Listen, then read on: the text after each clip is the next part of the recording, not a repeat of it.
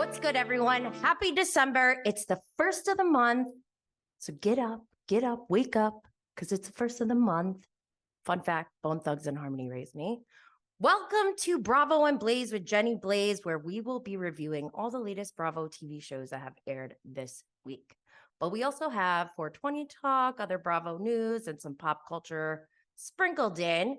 If you're watching on YouTube, you may have noticed that we have Luann back. Because what do I want for Christmas? Just you. I don't know how that song goes, actually. In addition to YouTube, you can find Bravo and Blaze with Jenny Blaze on Spotify, Apple, Google Podcasts, iHeartRadio, and wherever you get your podcasts. Make sure you are following, subscribing, leaving a 5-star review for the podcast, liking and commenting on YouTube, and sharing with anyone you think may be interested in joining us. Don't forget, our social media handle is at Bravo and Blaze on Twitter, Instagram, and TikTok. On YouTube, our channel is at Jenny Blaze. And if you are looking for fun holiday gifts for your fellow Bravo-holics, go to bravoandblaze.com for all sorts of fun Bravo-inspired merch for purchase. We have the grandfather MFR mugs and boat daddy hats. Go get them. We also have a new Patreon episode out this week, so make sure you go subscribe to hear more behind the scenes of BravoCon. Also, if you are someone who shops on Amazon, please refer to my Amazon storefront from the link in the show notes to see all the products I mention in my stories and on social media. As an Amazon affiliate, I earn commission off anything you purchase 24 hours after clicking my link. Your support is greatly appreciated. Also, I just love recommending products that I actually truly use and love. This sweater is from Amazon. Actually, I'll put a link in the show notes if you're interested. Also, as a disclaimer, I'd like to remind everyone that this show is for entertainment purposes only. This is by no means an avenue or vehicle for anyone to bully or attack anyone. We're simply here to connect, express our opinions, and maybe blaze a little bit. So for today's episode, we're going to go through all the latest Bravo shows that aired this week. We have Real Housewives of Potomac, Married to Medicine, Special Forces, that does not air on Bravo. That's on Fox, and you can also watch it on Hulu, but it's Bravo adjacent because of Tom Sandoval, and it's actually kind of like my favorite show right now. But we also are going to go through Below Deck Med, Real Housewives of Salt Lake City, Winter House, Real Housewives of Beverly Hills, Real Housewives of Miami, and Southern Charm. Before we get into the weekly lineup, I wanted to briefly touch on some pop culture. I watched a documentary on the American Gladiators. It was on Netflix, and I loved it. I might have to do a separate YouTube video to review that, but I highly recommend it, especially if you were raised by pop culture in the 90s and want to know what was really going down behind the scenes. Go watch it. I love when media and businesses get exposed like that. Like we knew. I was only like 7 when that show started, but you could see from our point of view the progression of how it went down, and we fell in love with the Gladiators. Nitro was my favorite. He was a halfie like me, or he is a halfie, and now he's a motivational speaker, and I want to go see one of his motivational speeches. Anyways, okay, so go watch that. Outside of Bravo and pop culture, I also love true crime. I usually check out my streaming apps or turn on the ID channel when I'm taking a break from Bravo. Last Saturday morning, I woke up to a marathon of The Curious Case of Natalia Grace on the ID channel, and I am so disturbed. I might have to do a separate video on that too to review, because it's like that movie, The Orphan, which is a horror movie, but it's real life and worse. The real life story is worse than that movie. And that movie was frightening, terrifying. And Natalia Grace is going to be speaking out for the first time on a special in January. My stomach feels weird just like thinking about it. So I'm going to move on. As far as Bravo news outside of the weekly lineup, we have some action going on in Orange County. apparently, according to Bravo and Cocktails, I saw a picture of John Jannsen and Jesus Jugs. If you guys don't know who that is, that's Alexis Bellino. They were spotted, and there were rumors that they've been dating and that Alexis may be coming back to OC because the contracts, I guess, are being signed. Taylor Armstrong is out, which I'm really bummed about. Like, I really enjoy her. She better come back to Bravo in some capacity. If it's, put her on Ultimate Girls Trip again. I don't care. But Heather Dubrow, I guess, is sign on. You can hear all that. I heard it from Zach Peters' podcast that I listened to right before I started recording this one, but you can get all the information there. I'm not going to like repeat everything, but I can't imagine Shannon next season if John Jannsen and Alexis Bellino are dating and Alexis Bellino is a housewife. But yeah, there actually wasn't that much going on outside of the weekly lineup, but the weekly lineup is jam-packed. So we're just going to get into it. So first up is Real Housewives of Potomac, Season 8, Episode 4, In a Pickle. The episode description is, Karen invites all of the couples to a fun day of pickleball. But things get heated on and off the court. Candace comes face-to-face with Robin and Giselle. Everyone is surprised when a certain husband makes an appearance, and Ineka confronts Wendy with some shocking allegations. Okay, so I hate how much Robin and Juan bother me, but they do. And I'm going to just point out something that I noticed right away. It was like the opening scene. Like it's almost like they're forcing Robin and Juan on us a lot. And I don't usually listen to other content creators' podcasts, but I just happened to listen to Zach's today because it was only like 30 something minutes and I was doing my hair. I'm like, yeah, let me consume right now. So, and Gibson Johnson was on and they were talking about how they thought this season has been boring so far. And I haven't even really thought about it. I've been going through the motions and it is kind of boring. And I'm just so sick of Juan and Robin because Robin literally will make excuses for anything Juan does. Anything. Giselle, her friend, is saying he was yelling at me, and immediately Robin just shuts her down. Like, he wasn't yelling at you. He has a hearing problem. Like, making excuses for this. If Giselle felt like he was yelling, I mean, maybe Giselle's perception of yelling is not the same as Robin's, which they can talk about if that's the case, but she like wouldn't even get to that part. She just shut it down. And to me, it smelled like Juan is maybe a narcissist and Robin is a flying monkey. Go back to my Dr. Z interview. She's an expert on narcissism or narcissism abuse. And we briefly talk about flying monkeys, but they're basically enablers. And that's why narcissists will surround themselves with people like that to continue their narcissistic behavior. It's gross. I don't know if the narcissist is worse or the flying monkey, but together it's just icky. Anyways, it was pretty shocking that Juan Dixon showed up. That was one moment I was like, I wish Juan Dixon was not here right now. I mean, I guess it's good he showed up. He's putting in the work, I guess. But even when Karen started talking, he just got up and walked away as soon as she mentioned Robin. When she was trying to give praise to Robin, and maybe it was in a shady way, but still the way that Juan responded and just so rudely got up and walked away was, I don't know, it didn't feel good watching. I don't know. Maybe I'm taking it the wrong way because I'm just annoyed with them, but I thought that was super rude. But I do want to know how Karen Huger is killing it in her confessionals. the way she's making fun of Robin. I mean, she did go kind of low and she's like talking about her outfit. And she goes, vagina on display. Don't nobody want it. Not even one. She's like, can you take that out? Oh, Karen. And then so I'm assuming everyone watched it already.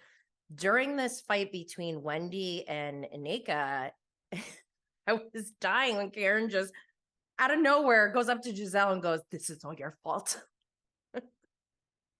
And Giselle is kind of funny too, for the way she just literally like, she just shrugged it off. It didn't even affect her. Those two together, we really need that dynamic, I think, in Potomac for sure. But Aneka said, your mama's a witch to Wendy. It was pretty heated. I felt so uncomfortable watching that. And then the way that Wendy, like, I need to know from Wendy, did she already plan to talk to Mia before this fight with Aneka? Or did she really just on the spot was like, I'm going to pull Wendy or Mia aside? Like, I didn't understand that whole thing. I really need to know more. But I'm going to move on to Married to Medicine, Season 10, Episode 4, Revenge of the Bride. The episode description is Dr. Heavenly and Dr. Jackie interrogate Phaedra's motives for inviting Quad to Sweet Tea's party. Dr. Simone and Cecil disagree on how to push Miles when it comes to his education. Dr. G and Sweet Tea are ready to say their I do's, but after some truths are revealed, will everyone be invited to their special day? So I just need to, I know I say this a lot, but Heavenly is so funny. The way, like, just how it's not even like in a stand-up comedy kind of way. Literally just the way she is hilarious. The way she reacts to things. Like in Phaedra's house, I don't know if early American and French conventional are actual types of home decor, but I'm dying to know now because that's what she was saying about Phaedra's home. She's like, oh, this is interesting. Is this early American? You couldn't tell if she was throwing shade or if she was being genuine. And I think that's like the talent. That's what my mother would call ghee. That is Dr. Heavenly's ghee of being able to be funny while kind of being genuine, I think. I don't know. It's like a gray area. You can't tell if she's purposely doing it or if she's genuinely just hilarious. Love her. So I'm kind of shocked that we're only on episode 4 and we're seeing the wedding already between Sweet Tea and Dr. G. I was thinking like, we're not going to see this wedding till the end of the season, but no, they're like, this is happening. So we're at this wedding and I think it's hilarious that Sweet Tea took Heavenly off of the list, but didn't tell Heavenly or any of the other guests. So Heavenly's standing there like, what do you mean I'm not on the list? So I was dying that Sweet Tea did that. But then we see Heavenly still walk in. And I guess on Watch What Happens Live, she was like, they let us in. I don't know. So maybe it was like for the cameras. I don't know what that was all about. But oh my gosh, this show is so good. The opening scene too. I don't even know this one girl's name, but she gave a recap of Sweet Tea's bachelor party. She like jumped up on the table and was like showing how crazy Sweet Tea was. And it was so accurate and so good. Like, who is that woman? Get her own show. She's hilarious. All right, let's move on. So I'm going to talk about Special Forces. But first, I need to give a Scandoval and Vanderpump Rules update that, it's outside of the TV shows that we watch. So I guess Dave Portnoy, I don't even know who this guy is. I guess he's like one of the Barstool guys. I don't know much about Barstool or any of them. But Bernie Zilio sent a DM, it looks like an Instagram, to Dave Portnoy, whose handle is Stool Presidente. Already sounds douchey, but from Bernie, it says, page 6 request for comment, Dave Portnoy. Hi, Dave. Can you confirm or deny that you saw Rachel, quote, Raquel Levis while you were both in Cary, Illinois on October 27th? What is the nature of your relationship? Thank you, Bernie Zilio.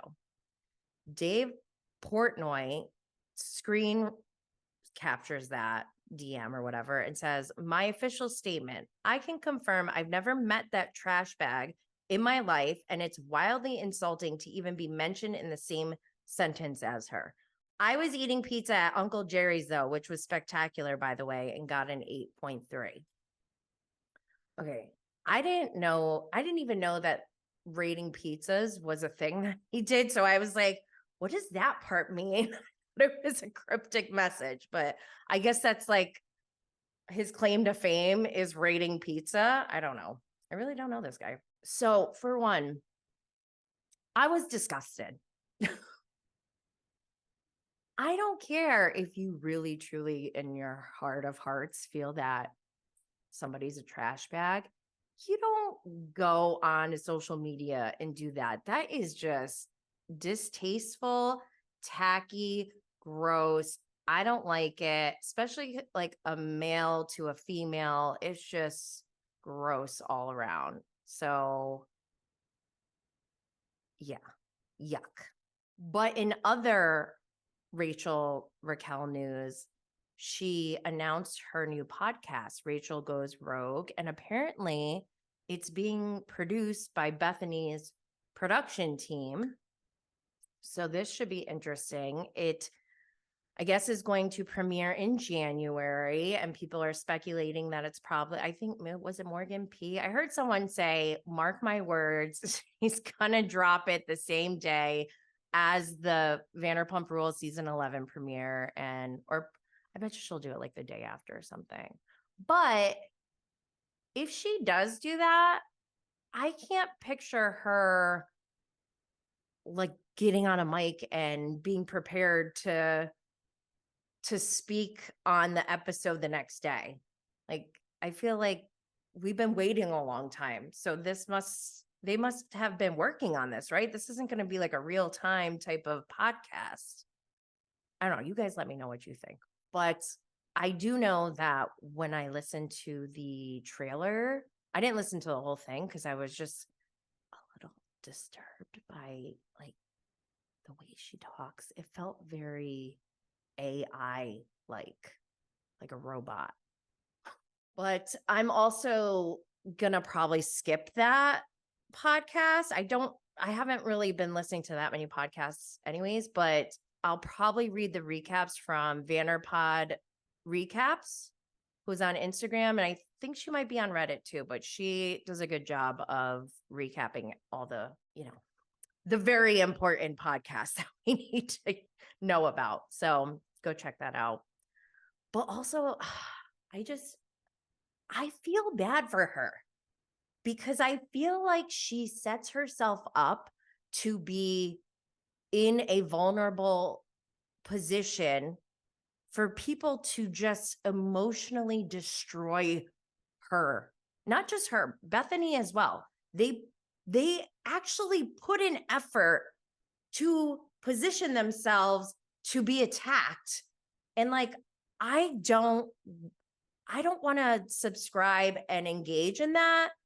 So the only way to do that is to just like ignore it as much as possible. But it's like, how do you ignore this? Like, oh my God, it's insufferable. Insufferable is the best way to describe what's going on over there. But let me move on to Special Forces season 2, episode 8. The show or episode title is Capture, and the episode description on Hulu is Only the Strongest Survived. So this is the season finale.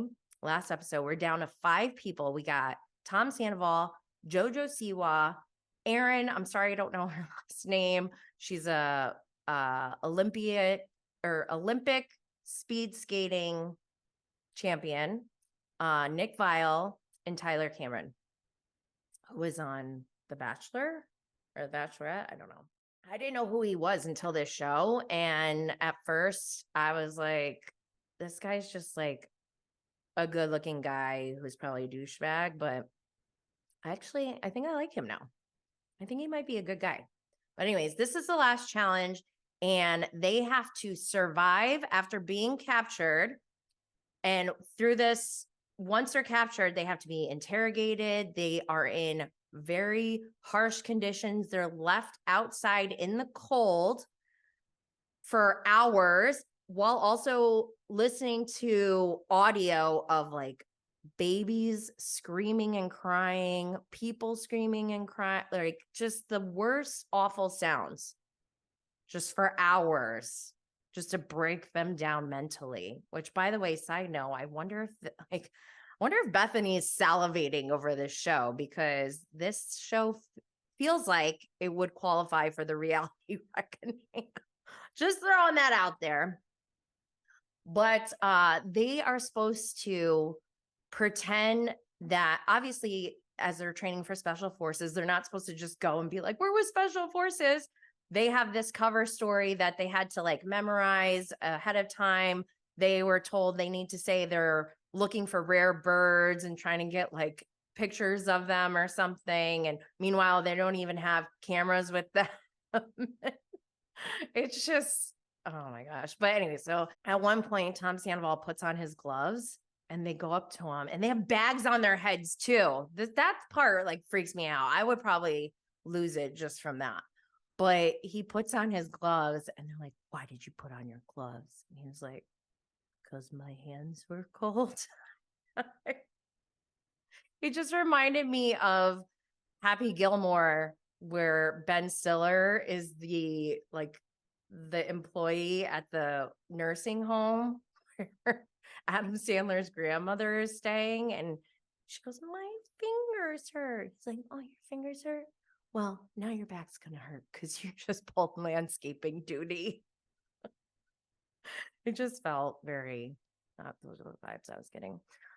So you can see them all just sitting there in the cold. They're freezing. I think Tom Sandoval had to hold on to a fence and like you could see his hands starting to shake. And they're like, oh, we might have to do a medical check on this guy. If he gets hypothermia, then he's going to be disqualified. So they go and do a medical check on him. He doesn't have hypothermia.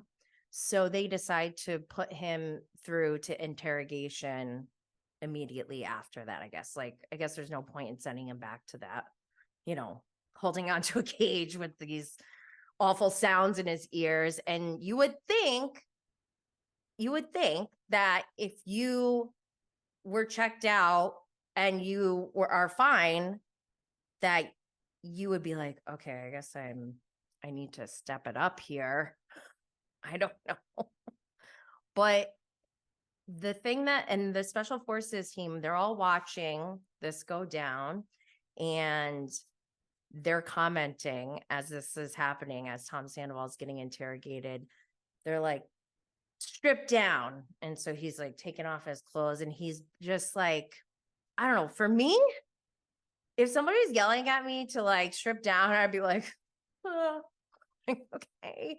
Tom was like, ugh, like, I don't know, felt very teenager like it reminded me of my teenager, just like so defiant, like rolling eyes kind of thing, And the staff even called it out, as they're watching behind the scenes. They're like, oh, now you're okay. Like just 5 minutes ago, you were acting like you had hypothermia. They even called it out. They're like, was he acting? Which made me laugh because I'm like, Tom Sandoval can't act. But that goes back to my theory of him, like he doesn't have his own character. He cable guyed Jim Carrey in The Cable Guy. Yeah, it's like an Inception thing. It's weird. So with Tom Sandoval's interrogation, because he was being so defiant and just not being very personable at all, they deemed him to not have any empathy. He didn't know how to have empathy, which reminded me of Erica Jane. And they kicked him out because of that, which made me think if this was a real hostage interrogation situation, I think what they're saying is like he would have been dead. Like they would have just shot him and moved on. I mean, that's crazy. All because he couldn't show empathy. I don't know. I could be wrong. Maybe they don't kill him, but maybe they let him go. I don't know. This show is so nuts though. It gives me so much anxiety to watch it, and respect to Tom Sandoval for going through that, but he didn't make it to the end because of that one thing, because of lacking empathy. He went through all the physical stuff. He went through all of that torture. He cried while on the toilet talking to the most winningest Olympian. Like he was mid-turd talking to the most winningest Olympian and crying. So I don't know. I think I feel like I have closure now.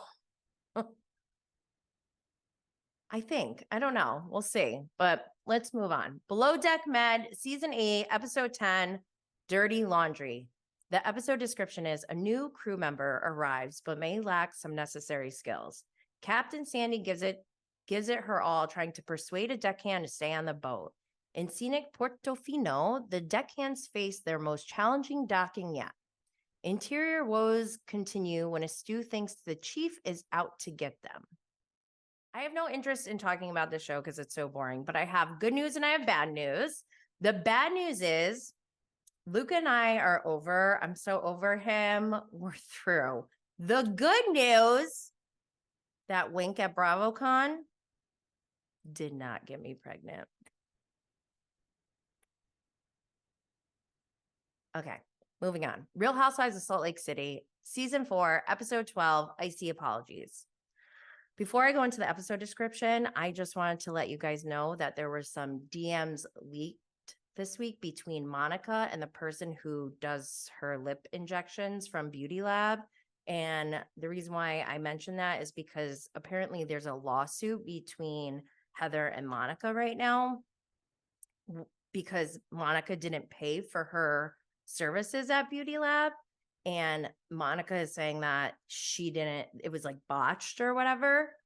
But now we're getting DMs saying she was like, I love them, whatever. I did see some comments where they were like, that doesn't mean anything. I've had things done where, you know, right away I thought I liked it. And then later on it was awful or something. So I don't know if this bears any weight in this lawsuit, but this show scares me.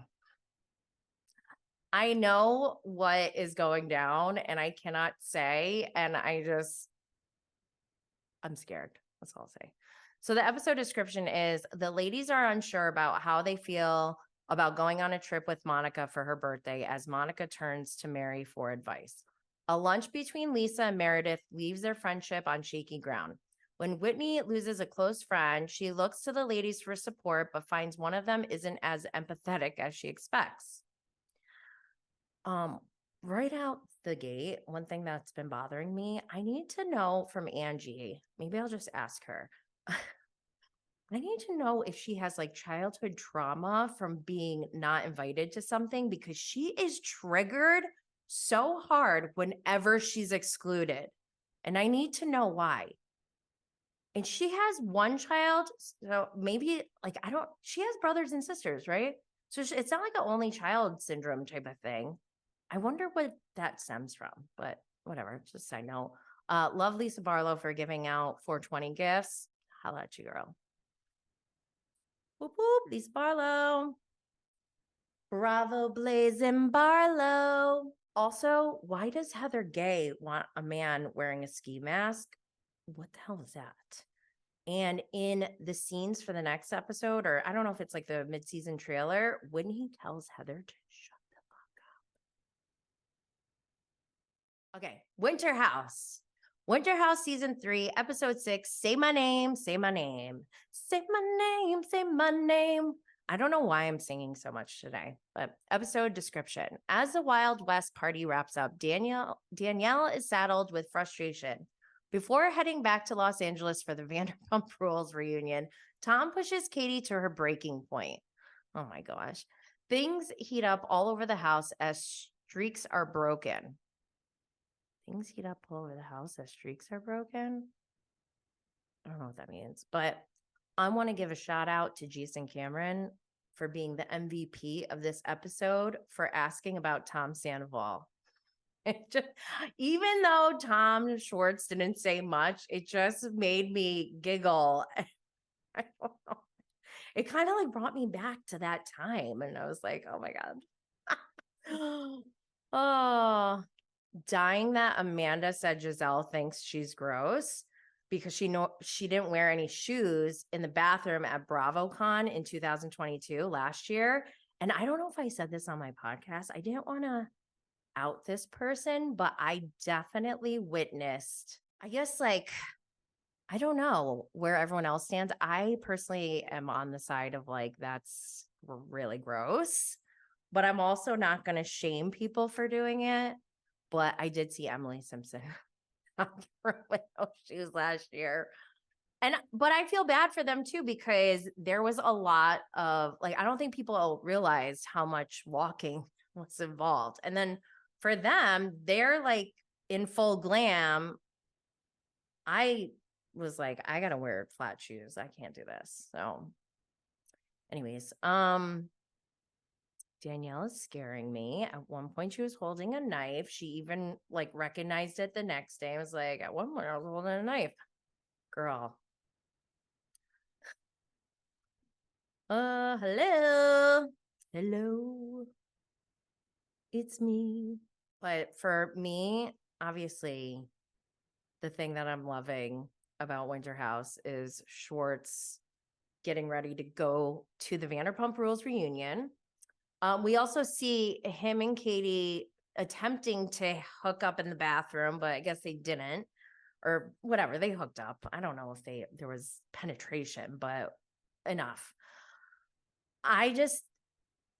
It makes me more angry about Schwartz at the reunion threatening a cease and desist towards Katie Maloney, his wife, on behalf of Joe, while he's hooking up with Katie Floody at Winter House. And then, thank God, I didn't know this before this week's episode, but Schwartz is coming back after the reunion.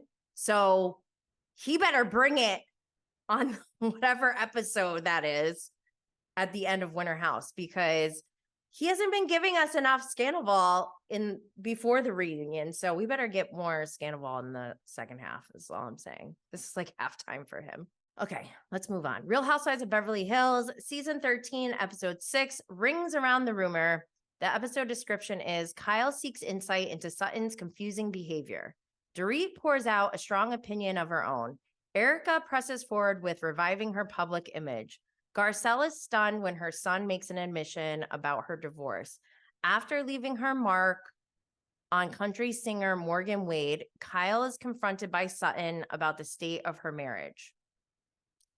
Okay, I can't Bravo and Blaze without addressing this huge issue that I have with Housewives, Bravo, and weed in general.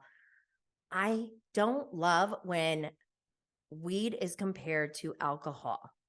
Yes, you can consume recreationally and feel like you're not in control, but that is not the only thing that cannabis is used for. There are a lot of people who use it medicinally who don't get out of control, and it actually helps them to function better. Can we stop doing this? I really need the next housewife or Bravo Lev to talk about whoever is talking about cannabis next. Please don't make it all about being recreational, because there's actual people out there who use it as medicine. On another note, I didn't know that Morgan Wade is only 28 years old. I thought she was older. I don't know if that's mean or not, but it makes me look at this whole relationship way differently. And especially after seeing their first scene together, I'm like kind of creeped out by Kyle. I don't know if Morgan is the one who's pursuing things here, and it's making, I don't know, it's just kind of odd. So this is actually an interesting season for me. I don't usually like Beverly Hills, so this is kind of interesting for me. Well, also we had Real Housewives of Miami season 6, episode 5, A Night at the Opera. The episode description is Adriana receives a therapy treatment and has an emotional out-of-body experience. Gertie discovers that Larsa betrayed her trust. Julia hosts an F cancer party in honor of Martina's recovery, but Lisa is held up by the police. So I really want to give a shout out to Adriana, because this is exactly what I'm looking for, but with cannabis. I love that she's talking about ketamine. And I would love to see a housewife or a Bravo Leb talk about psilocybin or magic mushrooms. I want them to talk about the medicinal benefits of these types of treatments. I don't know, but I think it's wild that ketamine is something that can be used to treat depression. I've had multiple people message me since this episode and since I started, posting about it in my stories, saying, I did a treatment. I highly recommend it. It's made me feel so much better. And I personally want to do it myself. So let's manifest that. All right, I'm going to move on to Southern Charm season 9, episode 11, Jamaican Me Crazy. Episode description. Craig decides that the perfect way for Paige to get to know his friends is a group getaway to Jamaica, like less than a week in advance notice, by the way. As they touch down in paradise, Olivia questions where she stands with Austin. Shep keeps his distance from Taylor. Does he? Okay. I want to just give an honorable mention to JT, because he was on Watch What Happens Live last night with Vanita, who also should have her own honorable mention as well, because I'm really liking her progression on the show. Since she first started to now, I feel like she's slowly like warming up. It's taken a little bit longer, but I am feeling main character energy from Vanita now. With JT, he's so brand new and he's got so much energy, and I think he's ready to take this on. And I think the more that we root for him, the more confident he will feel taking down Shep and Austin and Craig if we need him to. Craig, I feel like I don't have any issue with Craig anymore. I feel like he's calmed down a lot.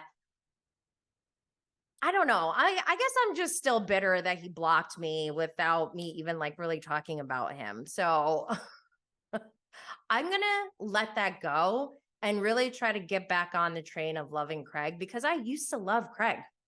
I really did.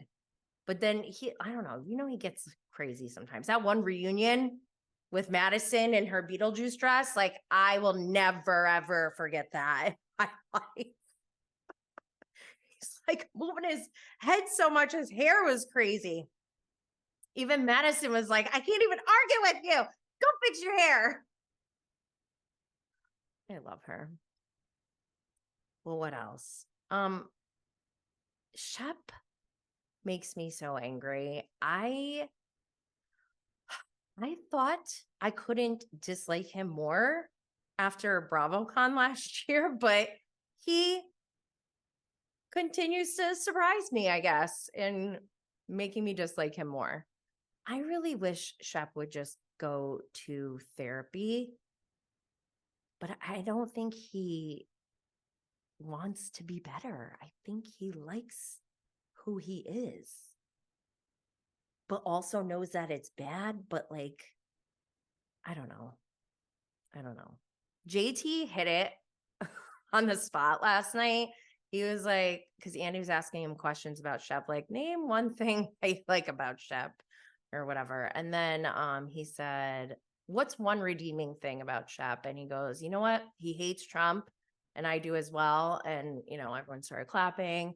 And that is one time where I was like, I think I do like Shep when he was going hard. I told you guys, mutual hate brings people together.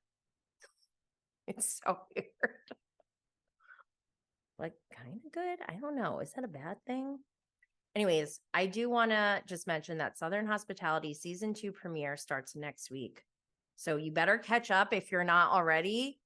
I have a feeling we're going to be getting into this one a lot. Season 1 was good.